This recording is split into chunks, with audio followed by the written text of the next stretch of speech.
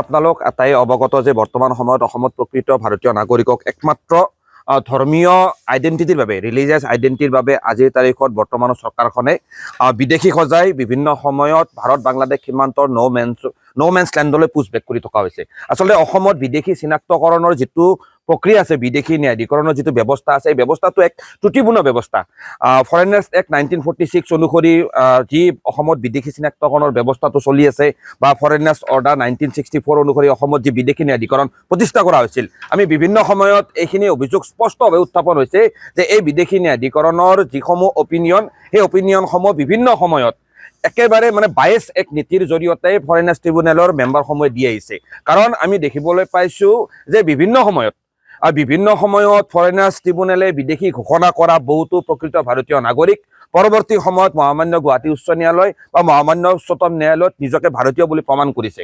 কাৰণ 2024 চনত মহামান্য উচ্চতম ন্যায়ালয়ে Rahim Ali versus state of আছামৰ গোচৰত দিয়া ৰায়দানত স্পষ্টকৈ কৈছে, ডাইভাৰ্চিটি অফ লেংগুৱেজৰ কথা কৈছে। আজি ভাৰতত 1652টা ভাষা বা দোৱান প্ৰচলিত অৱস্থাত আছে। তাৰ ভিতৰত বহুকেইটা ভাষাক ভাৰতীয় সংবিধানে স্বীকৃতি দিছে। প্ৰতি 20 কিলোমিটাৰ মূৰে মূৰে আমাৰ অসমীয়া ভাষাটোৰ কথনশৈলী পৰিৱৰ্তন হয়। তো তেনেকুৱা ক্ষেত্ৰত কোনোবা এজন ব্যক্তিৰ নাম ভোটাৰ তালিকাত ভুলকৈ থকা এইটো সাধাৰণ কথা। এইটো মহামান্য উচ্চতম ন্যায়ালয়ে Rahim Ali versus state of আছামৰ গোচৰত 2024 চনত স্পষ্টকৈ কৈছে।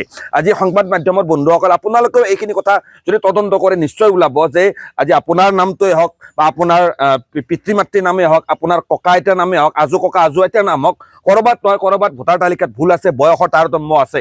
এই নামৰ ভুল আৰু বয়সৰ তাৰতম্যৰ বাবে আজিৰ তাৰিখত বিদেশী ন্যায়াধিকৰণৰ সদস্যসমূহে, ফৰেইনাৰ্ছ ট্ৰিব্যুনেলৰ মেম্বাৰসকলে আজি বহুতো প্ৰকৃত ভাৰতীয় নাগৰিকক চৰকাৰৰ নিৰ্দেশত আজি বিদেশী সজাই আছে আৰু সেই ব্যক্তিসকলক ডিটেনশ্যন কেম্পত বন্দী কৰি ৰখা হৈছে। আজি যোৱা 2025 চনৰ মে' মাহত আমি দেখিবলৈ পাইছিলোঁ বহুতো প্ৰকৃত ভাৰতীয় নাগৰিকক চৰকাৰে আটক কৰি ভাৰত বাংলাদেশৰ সীমান্তৰ ন' মেন্স লেণ্ডলৈ পুছবেক কৰা হৈছিল।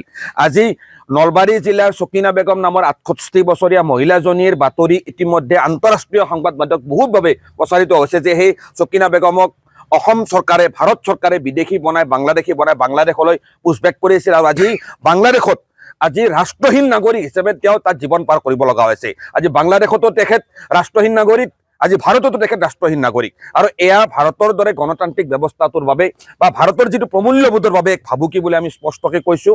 আজি বৰ্তমান সময়ত যি ইমিগ্ৰেণ্টছ এক্সপালচন এক্ট 1950 ব্যৱহাৰ কৰি ভাৰত বাংলাদেশ সীমান্তলৈকে উপায়ুক্তৰ অৰ্থাৎ জিলা আয়ুক্তৰ নিৰ্দেশ মতে একোজন প্ৰকৃত ভাৰতীয় নাগৰিকক অচিনাকি সন্দেহযুক্ত বাংলাদেশী আদি নাম দি যি বহিষ্কাৰ কৰা হৈছে, এই ব্যৱস্থাটোৰ বিৰুদ্ধে ইতিমধ্যে মহামান্য গুৱাহাটী উচ্চ ন্যায়ালয়ত ABMC আইনী যুঁজ চলাই আছোঁ।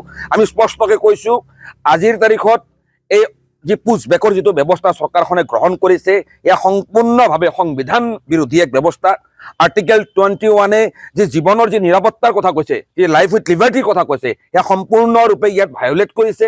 আৰু যিটো ডিপৰ্টেশ্যনৰ যিটো ফৰ্মেল প্ৰচিডিউৰ, ইয়াত সম্পূৰ্ণভাৱে ব্যাহত কৰা হৈছে। আজি ডিপৰ্টেশ্যন কৰিবলৈ হ'লে এটা ফৰ্মেল প্ৰচিডিউৰ আছে।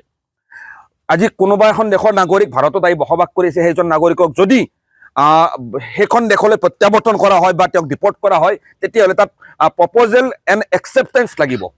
আজি যিসমূহ ব্যক্তিক, আজি চকিনা বেগমৰ দৰে মহিলাজনীক, এজন খিলঞ্জীয়া গৰীয়া জনগোষ্ঠীৰ মহিলা, নলবাৰী জিলাৰ বাসিন্দা 68 বছৰীয়া মহিলা, সেইজনীক বাংলাদেশলৈ পুছবেক কৰাৰ লগে লগে বাংলাদেশ চৰকাৰে তেখেতক গ্ৰেপ্তাৰ কৰি তেখেতকো জেল হাজতত বন্দী কৰি ৰাখিছে। অৰ্থাৎ আজি অসম চৰকাৰে বা ভাৰত চৰকাৰে, কেন্দ্ৰীয় চৰকাৰে অসমৰ সংখ্যালঘু মুছলমানসকলক ৰাষ্ট্ৰহীন নাগৰিক কৰিবলৈ ফৰেইনাৰ্ছ ট্ৰিব্যুনেল আৰু ইমিগ্ৰেণ্টছ এক্সপালচন এক্ট 1950খন অপব্যৱহাৰ কৰিছে। আৰু ইয়াৰ বিৰুদ্ধে ABMC ধাৰাবাহিকভাৱে আমি প্ৰতিবাদ কৰি আহিছোঁ। এই অবৈধ পুছবেক আজি BTC অঞ্চলটোৰ পৰা আমি কিছুদিন আগতে সংবাদ মাধ্যমত দেখিবলৈ পাইছোঁ, বহুতো BTC অঞ্চলৰ বিভিন্ন জিলাৰ প্ৰকৃত ভাৰতীয় নাগৰিক আজি বাংলাদেশৰ অলিয়ে গলিয়ে ঘূৰি ফুৰিব লগা হৈছে। সেই নাগৰিকসকলৰ জন্ম ভাৰতত, কোকৰাঝাৰত জন্ম, অসমৰ ভূখণ্ডত জন্ম, তেখেতসকলৰ 14 পুৰুষৰ জন্ম অসমৰ ভূখণ্ডত। সেই নাগৰিকসকলক আজি একমাত্ৰ ধৰ্মীয় পৰিচয়ৰ বাবে, একমাত্ৰ ভোটৰ ৰখাত এটা কৃত্ৰিম এটা নেৰেটিভ সৃষ্টি কৰিব বিচাৰিছে যে ভাৰতীয় বাংলাদেশী নাগৰিকক ভাৰতৰ পৰা বহিষ্কাৰ কৰা হৈছে। এয়া সম্পূৰ্ণভাৱে অসমৰ ভাৰতীয় মুছলমান নাগৰিকক ৰাষ্ট্ৰহীন নাগৰিক কৰাৰ এটা ষড়যন্ত্ৰ। যদি এটা পৰিয়ালৰ 10জন সদস্য ভাৰতীয় হয়, এজন সদস্য কেনেকৈ বাংলাদেশী হ'ব পাৰিব? সেই প্ৰশ্ন আমি ABMC উত্থাপন কৰিছোঁ। আমি স্পষ্টকে এই অমানৱীয় প্ৰকৃত ভাৰতীয় নাগৰিকৰ ওপৰত চলি থকা এই অন্যায় নিৰ্যাতনৰ বিৰুদ্ধে আমি স্পষ্টকে প্ৰতিবাদ কাৰ্যসূচী গ্ৰহণ কৰি আহিছোঁ। অহা 21 জানুৱাৰী তাৰিখে অসমৰ সংখ্যালঘু ৰাইজৰ নাগৰিকত্বক লৈ যি চৰকাৰখনে যি এই অন্যায় বা ষড়যন্ত্ৰমূলকভাৱে যি ব্যৱস্থা গ্ৰহণ কৰিছে, এই ব্যৱস্থাৰ বিৰুদ্ধে আৰু বৰ্তমান সময়ত সমগ্ৰ অসমত চলি থকা যি উচ্ছেদৰ প্ৰক্ৰিয়া, আজি ভূমিহীন মানুহৰ ওপৰত যেনেকৈ বুলডোজাৰ চলাই দিয়া হৈছে, এই প্ৰচণ্ড শীতত আজি সাধাৰণ খাতি খোৱা মানুহক ভূমিপট্টা প্ৰদান কৰিব বাদ দি, আজি যুগ যুগ ধৰি বিভিন্ন চৰকাৰী মাটিত বসবাস কৰি আছে সেইখিনি মানুহক ভূমিপট্টা দিব বাদ দি আজি যে বৰ্বৰভাৱে উচ্ছেদ চলাই আছে, তাৰ বিৰুদ্ধে আমি তামোলপুৰত অহা 21 জানুৱাৰী তাৰিখে আমি বিশাল জনজাগৰণ সভা অনুষ্ঠিত কৰিম।